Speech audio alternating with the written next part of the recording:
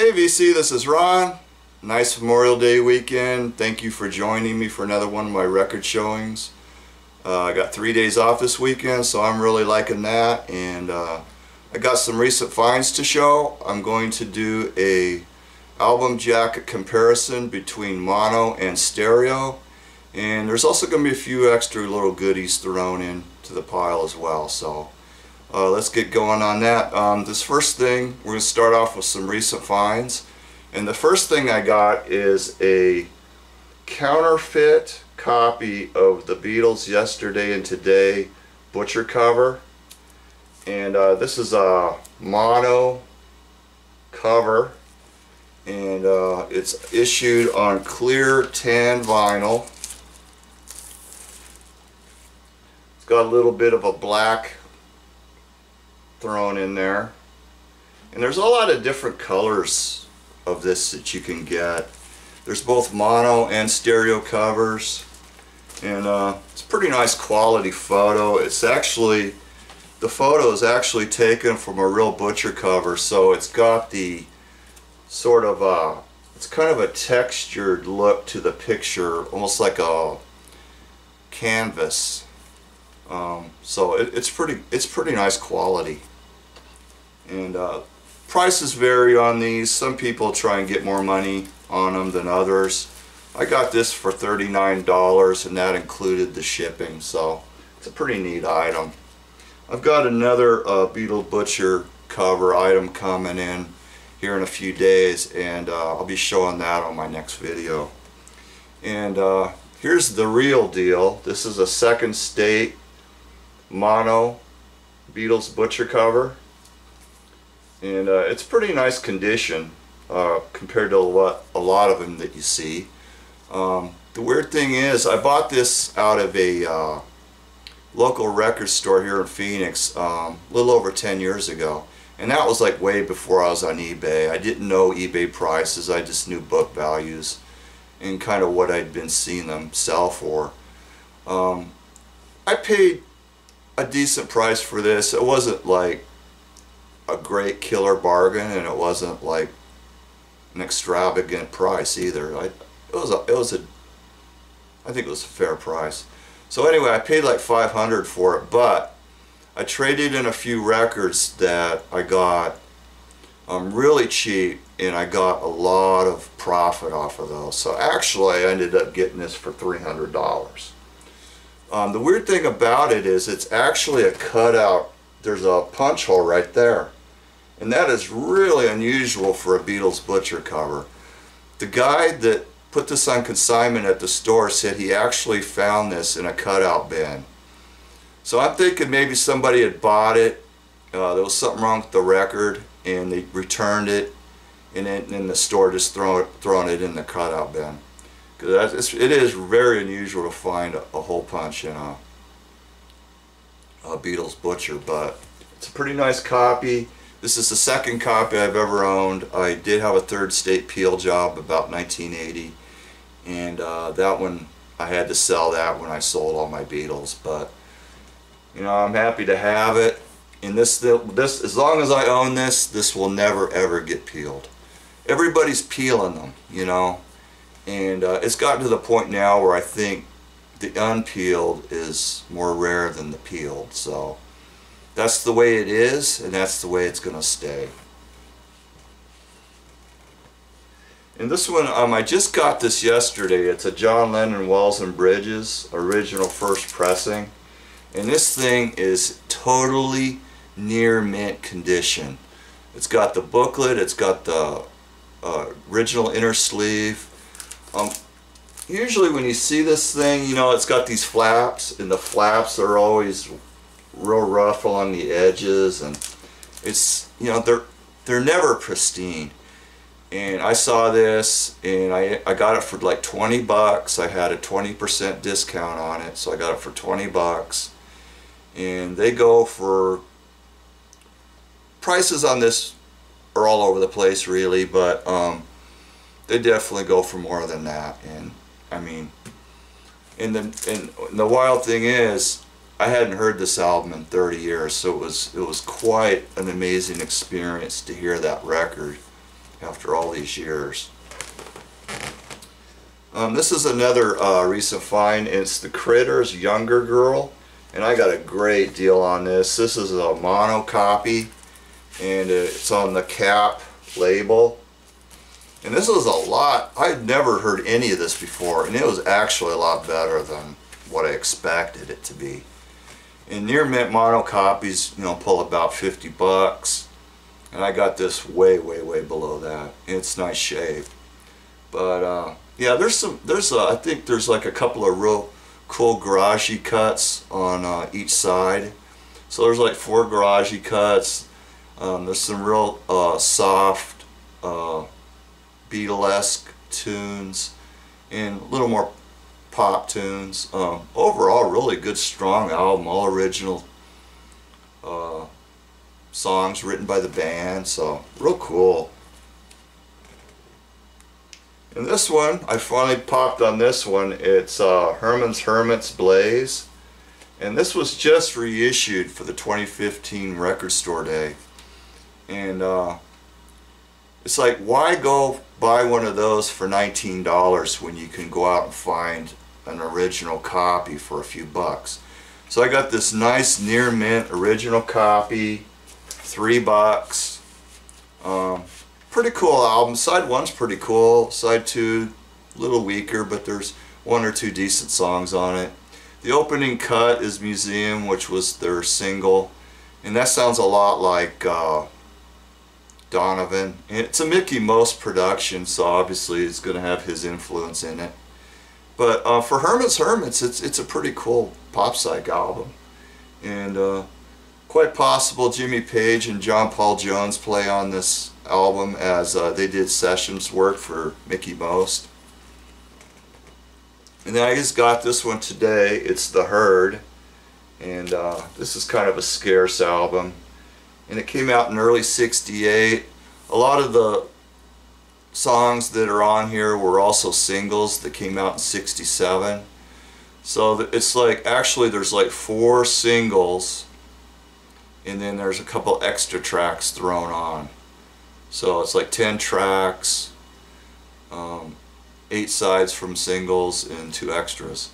And this is a US only LP, because mainly probably in the UK these were all 45s or EPs or whatever.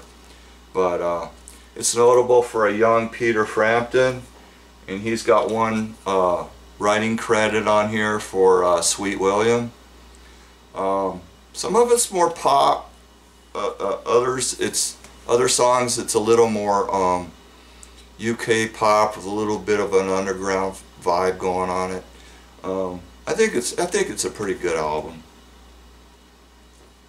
This one I've not heard yet. It's Crazy Elephant, and I do have the 45 Give Me Some Lovin', and it's got the non-album B-side, The Dark Part of My Mind, which is really cool, gloomy, deep psych.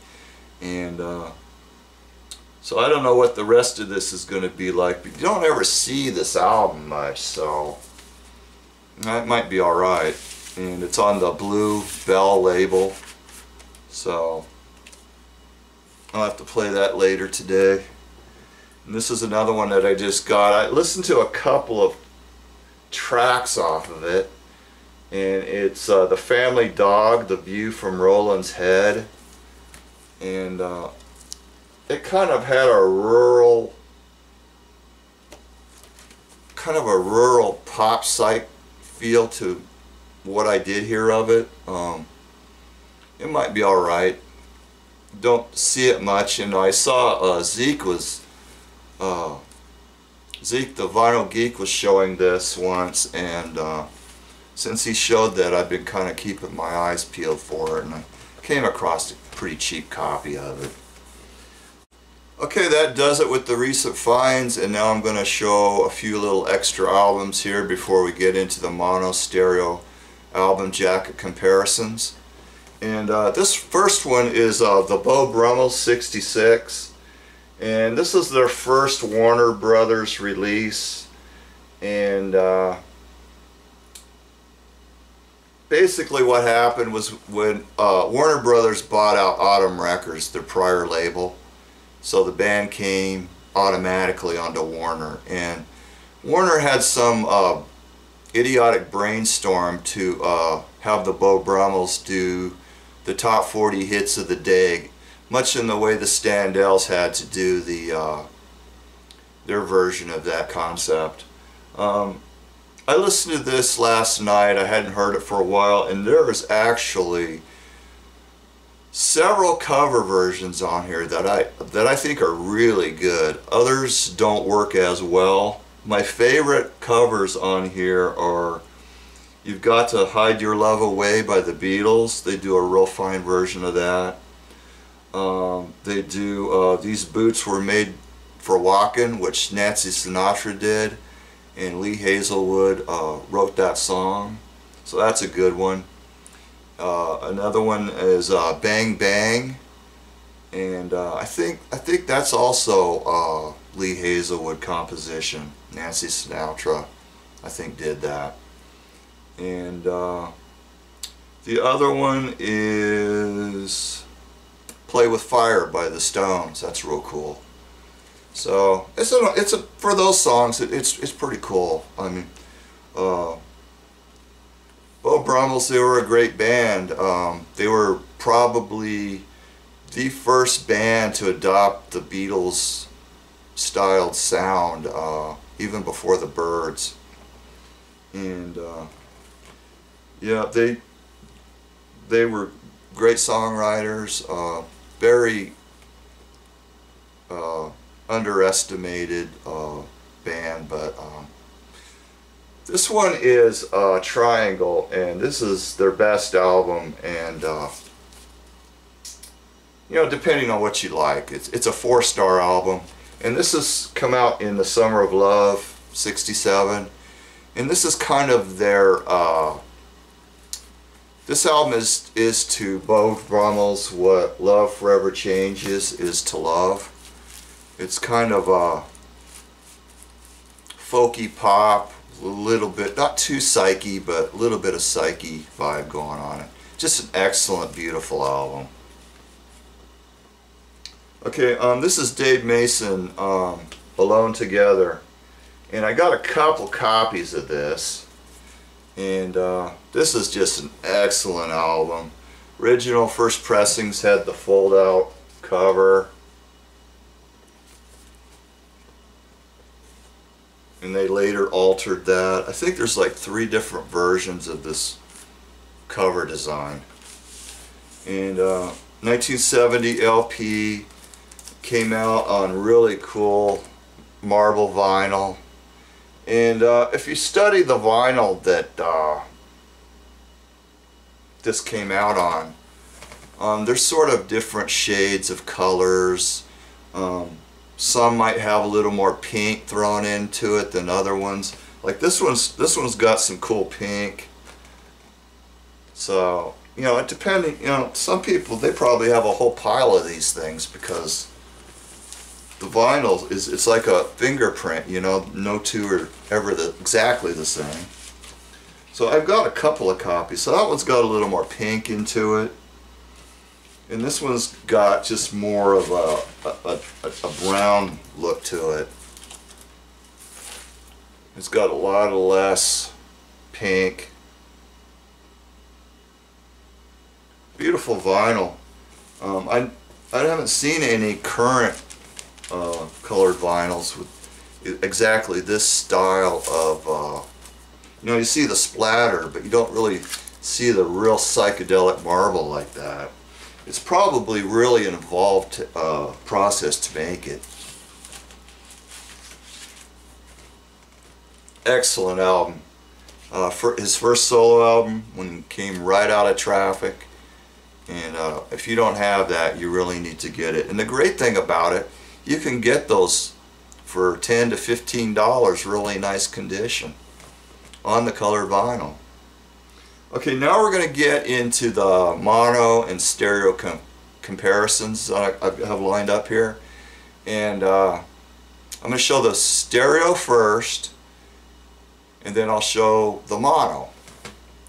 Okay, this is Backdoor Man, The Shadows of Night.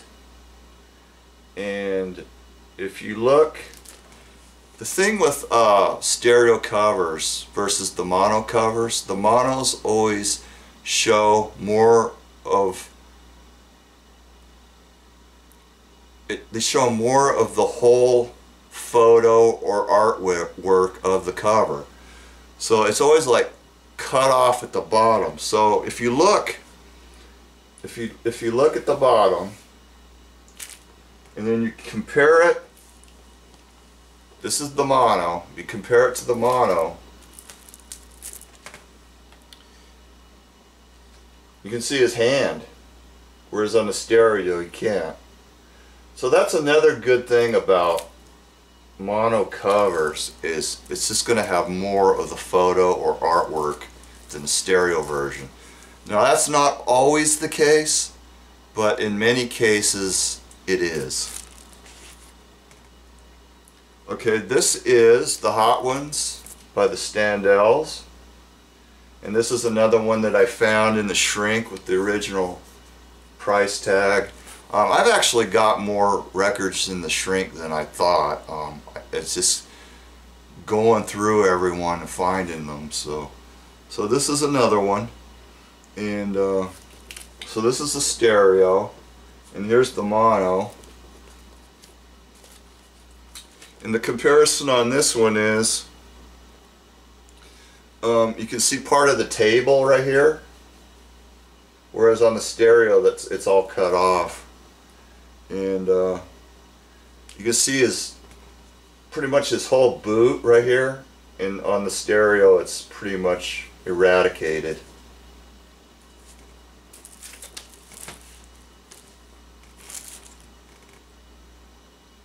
This is a stereo copy of the first Buffalo Springfield, and the difference on this between mono and stereo is only slight. This is the mono, and you can see little more picture right there. You know, it shows his nose, a little more of his nose than right here. And shows his mouth, where here it's more cut off. Now this is an original copy. Well, it's actually a second pressing, but it's the original label of Buffalo Springfield. And this version's got the For What It's Worth. When this album was originally released, it didn't have For What It Was Worth on it, and Atco knew For What It Was Worth was going to be a huge hit, so rather than put it out just on a single, they threw it onto the album to help promote the album, because when this album first came out, believe it or not, it didn't sell very well. There wasn't like a big hit to boost the sales. So that's actually the second pressing of the stereo version, and this is an original first pressing of the mono, and this one does not have For What It's Worth. So what they did was they took the song, they put For What It's Worth right there, first track. They took the song Leave and they threw it over onto side 2, and there's a song on here called Baby Don't Scold Me, which is a Stephen Stills song, and they totally removed that. So this is good to have for the track Baby Don't Scold Me. And there's the label. And from what I've read, I've done a lot of reading about Neil Young, and from what I've read, the mono mix of this was done by Stephen Stills and Neil Young, and it came out first. That's the way they did it. A lot of the record in the earlier days, when mono and stereos would come out, they'd release the mono first, and then shortly thereafter they would release a stereo. So Stephen and Neil did the mix on the monos, and some other person, recording engineer, did the stereo mix. So the mono's really cool to have because it's closer to the band, because the band mixed it. Now this was the second Buffalo Springfield mono and stereo. This is a stereo, and you'll notice it's got this nice row of flowers at the top, and there's nothing right here at the bottom. So here's the mono, and check this out. They totally removed the row of flowers at the top, and there's another row of flowers at the bottom on the monos. And if you notice,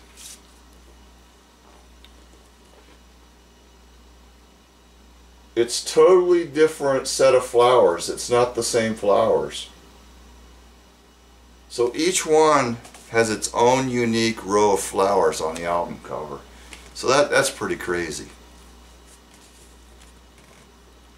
Okay, this is a stereo Standell's Dirty Water.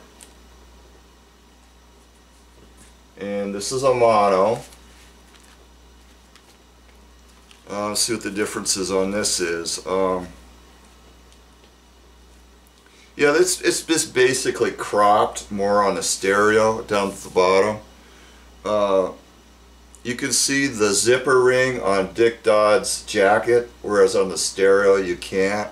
And you can also see his full hand, where it's cut off a little bit on the stereo. This is the Seeds, and this is a stereo version of the Seeds first album, and this is the mono version. And the difference on this is pretty much the cropping job again. They cropped it off right at his boot, and then on the mono there's a lot of dirt there that you can see. So there's like a whole big wide space right there. So yeah, if you want the whole artwork, get the monos. But that's not always the case. Here's a stereo Jimi Hendrix. Are You Experienced? And here's a mono version of it. And there's very little difference between the mono and the stereos. The only difference is there's a little more bottom space down at the bottom of the mono than there is on the stereo. It's essentially the same artwork.